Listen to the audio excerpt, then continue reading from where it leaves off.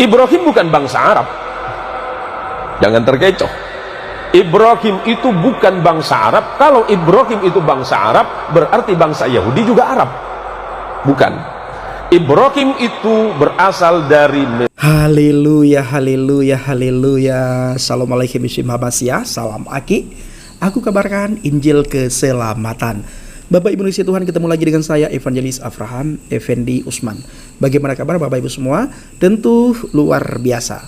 Nah saudaraku para pencinta channel Injil Habaget, saya ingin mengajak Bapak Ibu semua untuk melihat sebuah cuplikan video, di mana di dalam video tersebut ada seorang ustadz di depan jemaatnya mengutip ayat Alkitab. Lalu beliau menyebutkan nama-nama nabi yang ada di dalam Alkitab, nama nabi yang tertulis dalam Alkitab. Lalu beliau mengajak orang untuk melihat kesamaan antara nabi yang tertulis dalam Alkitab dengan nabi yang mereka imani. Nah, apanya yang sama Bapak Ibu? Namanya berbeda. Di dalam Alkitab namanya Avraham, lalu di dalam Al-Quran namanya Ibrahim. Nah, tetapi menurut ustadz tersebut ini sama, cuma nama dibedakan, nama disamarkan. Ketika di dalam ajaran mereka nama itu disamarkan, berbeda. Sementara pribadinya sama, orangnya sama, namanya beda. Nah, diganti ya, lebih jelasnya itu diganti, bukan disamarkan. Avraham diganti menjadi Ibrahim, Salomo diganti menjadi Sulaiman. Nah, kalau sudah diganti ya pasti sejarahnya juga pasti diganti kalau menurut saya. Nah, bagaimana cuplikan videonya? Mari kita lihat sama-sama saudaraku. Nah, kenapa kemudian sekarang ada Yahudi, ada Kristen, ada Islam, dan ada yang lain? Ada 3 agama besar di dunia ini yang sering kita sebut. Kalau kita mengacu kepada 3 agama besar ini, mulai dari Yahudi, kemudian Kristen, dan yang paling terakhir adik bungsu namanya Islam. Kenapa penyebutan nama Tuhannya nyaris sama? Yahudi menyebutnya sebagai El, karena Ibrahim. Taurat menyebutnya Abraham, Injil menyebutnya Abraham, Quran menyebutnya Ibrahim. Ibrahim bukan bangsa Arab. Jangan terkecoh. Ibrahim itu bukan bangsa Arab. Kalau Ibrahim itu bangsa Arab, berarti bangsa Yahudi juga Arab. Bukan. Ibrahim itu berasal dari Mesopotamia, yang kemudian sering kita sebut sebagai Irak hari ini, atau dulu sering kita sebut Babilonia. Ibrahim lahir di satu tanah yang bernama Ur Kaldania. Kemudian Ibrahim menyeberang ke Mesir, maka Ibrahim disebut dengan Abraham. Abraham di dalam bahasa bangsa-bangsa Nabi yang terdahulu artinya orang yang melintas. Apa yang dilintasi? Gurun. Ibrahim menikah dengan perempuan Mesir yang bernama Sarah, melahirkan anak laki-laki yang bernama Ishak. Kemudian Ibrahim menikah lagi dengan perempuan yang berasal dari Filistin, Palestina. Injil sering menyebutnya Kanaan atau Filistin. Punya anak laki-laki namanya Ismail. Maka ujung El itu menunjukkan Tuhan. Kalau ada nama Daniel, Samuel, yang LLLL itu berarti Tuhan di dalam bahasa Ibrani. Kemudian anak keturunannya, saya singkat saja. Ibrahim punya anak namanya Ishak, menurunkan anak laki-laki namanya Jacob di dalam Injil. Quran menyebutnya Yakub. Kemudian Allah menyebutnya Israel, Injil menyebutnya Israel. Ezra artinya kekasih, El artinya Tuhan, karena Yakub adalah kekasih Tuhan atau kekasih Allah. Yakub punya anak 12 orang bersaudara yang sering disebut sebagai Bani Israel, karena anak keturunan Yakub. Yakub disebut Israel, anak Yakub disebut Bani Israel. Siapa? 12 orang. Yusuf bersaudara. Abangnya Yusuf bernama Lewi. Lewi punya anak namanya Imran. Imran punya anak namanya Moses dalam Injil. Quran menyebutnya Musa. Dan punya adik yang bernama Harun. Adik Lewi namanya Yahuda, yang kelak menjadi cikal bakal nama agama Yahudi. Yahuda punya keturunan terus, salah satunya bernama David, di dalam Injil disebut sebagai the King of David. David punya anak namanya King of Salomo. Al-Quran menginformasikan sebagai Sulaiman. Sulaiman punya 2 orang anak yang kemudian tidak jadi nabi, tapi keturunannya ada yang bernama Imran. Imran menikah dengan Hana. Hana dan Imran punya anak yang Quran menyebutnya Maryam, Anda menyebutnya Maria. Maria punya anak namanya, Al-Quran menyebut Isa bin Maryam, dan Anda menyebutnya the Jesus of Christ. Sederhana, Pak. Kenapa berbeda? Itu masalah iman saja. Hari ini kita tidak sedang mempertentangkan iman, tetapi bagaimana kemudian kita merajut perbedaan-perbedaan yang ada untuk menjadi sebuah sumber kekuatan bagi sebuah bangsa besar yang bernama manusia. Lebih-lebih kita adalah bangsa Indonesia yang luar biasa. Tepuk tangan untuk Indonesia, Pak.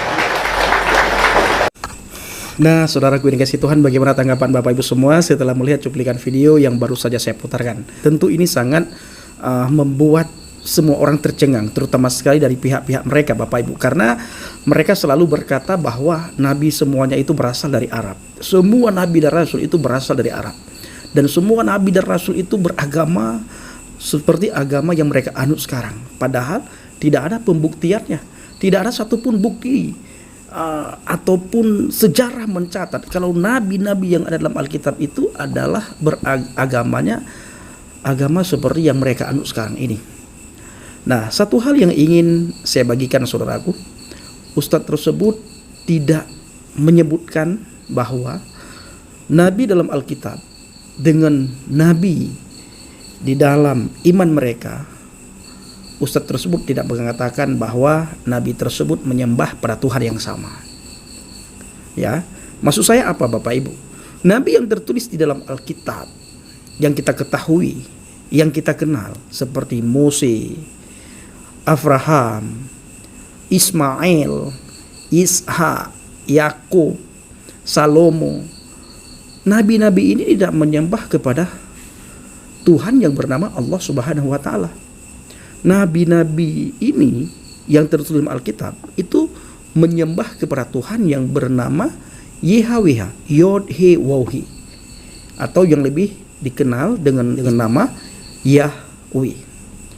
Nah, ini tidak disampaikan oleh ustadz tersebut, Bapak Ibu.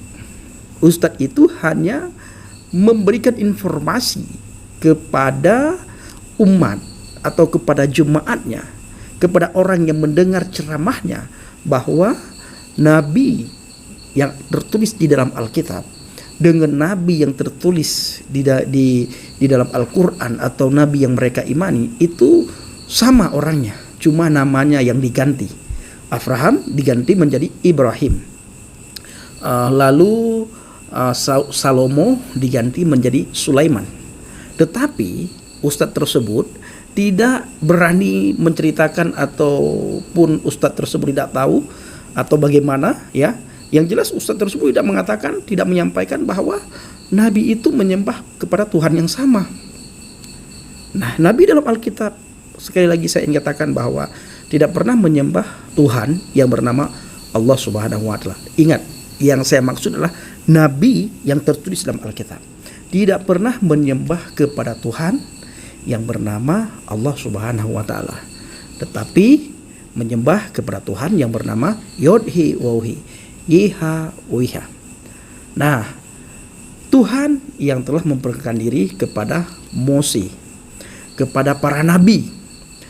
Tuhan yang kita imani dalam pribadi Yesus HaMashiach atau Yesus Kristus, itu Tuhan yang menyatakan dirinya, yang menyatakan namanya kepada para nabi dan rasul. Nah, Bapak Ibu yang kasih Tuhan, para pencinta sedang bagian, yang sangat jelas adalah sekarang sudah banyak sekali ustadz di zaman internet ini, mereka mulai merilik-rilik tentang Alkitab. Mereka sudah mulai menggali tentang Alkitab. Mereka mempelajari tentang Alkitab.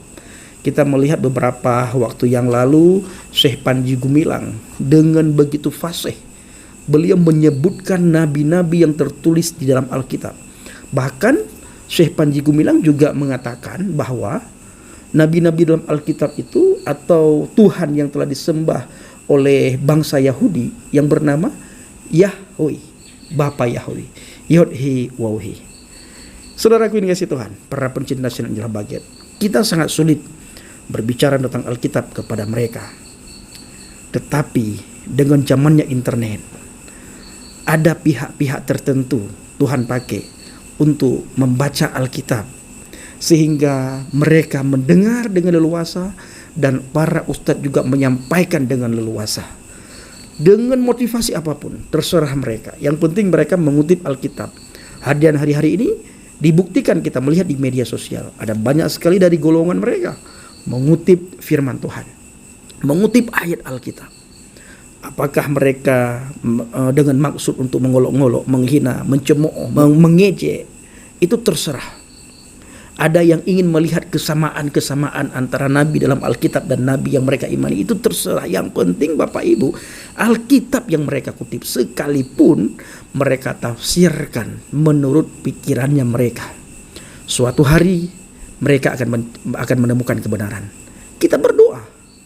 Ya, kita berdoa. Ini tugas para pendoa syafaat untuk mendoakan orang-orang terkait, orang-orang tertentu yang selama ini kita melihat mereka sibuk membahas Alkitab, supaya suatu hari mereka menemukan kebenaran. Hari-hari ini kita melihat mereka membaca Alkitab di depan jemaat, di depan umatnya, ada dua maksud.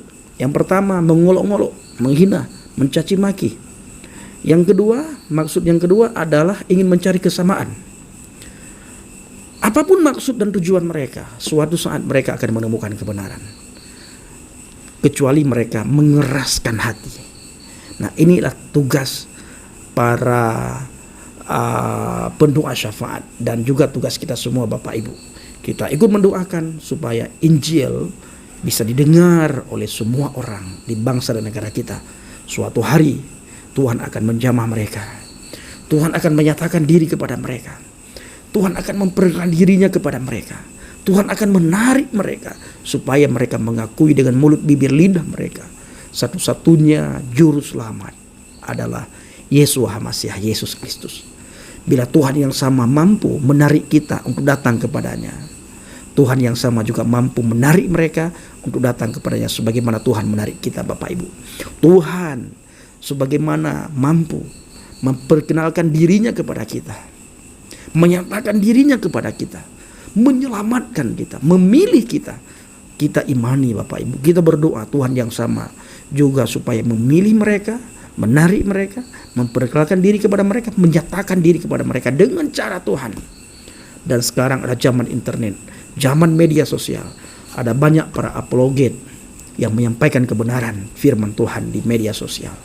Dan saya khususnya Bapak Ibu setiap waktu, kecuali di saat saya melakukan penginjilan, maka hari-hari ini saya sering bikin video malam hari, karena di siang hari saya sibuk melakukan pelayanan, saya sibuk penginjilan, maka saya pergunakan waktu malam untuk memberitakan firman Tuhan, menyampaikan kebenaran, menyampaikan Injil. Ada orang terima, tidak ada orang terima, setidaknya mereka mendengar tentang apa yang saya sampaikan. Alkitab mengatakan apa yang saya sampaikan, apa yang keluar dari mulut kita Bapak Ibu, firman Tuhan yang keluar dari mulut kita, firman Tuhan yang kita ucapkan tidak akan kembali dengan sia-sia. Ya, tidak akan kembali dengan sia-sia. Siapa yang punya telinga hendaklah mendengar, dan pasti mereka mendengar apa yang kita sampaikan, apa yang kita beritakan. Satu hal yang tidak bisa mereka hambat. Kalau gereja bisa mereka hambat. Dengan cara apa mereka hambat gereja? Dengan cara izin tidak dikeluarkan, dengan cara izin dipersulit. Bahkan tidak segan-segan mereka mengganggu kita yang lagi beribadah. Dan itu sudah banyak sekali kejadian dan kita lihat di media sosial. Satu lagi Bapak Ibu, medsos. Medsos ini tidak bisa mereka hambat.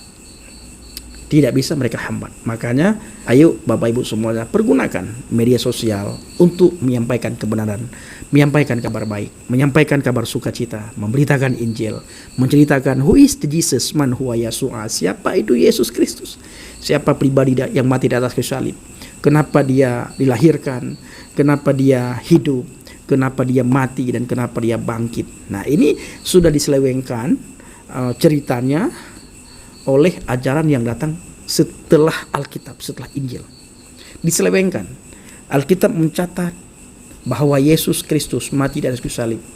Ajaran berikutnya datang mereka mengatakan, mereka menyangkal tentang kematian dan penyaliban, serta secara otomatis mereka juga menyangkal tentang kebangkitan Yesus Kristus. Rasul Paulus mengajarkan kepada kita semuanya, seandainya Kristus tidak bangkit setelah mengalami kematian, maka sia-sialah iman percaya kita hari ini. Begitu juga hal yang sama, apa yang saya sampaikan, apa yang kita dengar, apa yang kita imani, dan apa yang kita kabarkan tentang Injil, itu sangat sia-sia apabila Kristus tidak bangkit setelah mengalami kematian. Semua nabi dan rasul tidak ada yang bangkit setelah mengalami kematian. Setelah wafat tidak ada nabi dan rasul yang bangkit. Tetapi Yesus Kristus, dia bangkit Bapak Ibu. Siapa dia? Kenapa dia mampu melawan kemustahilan, melawan maut?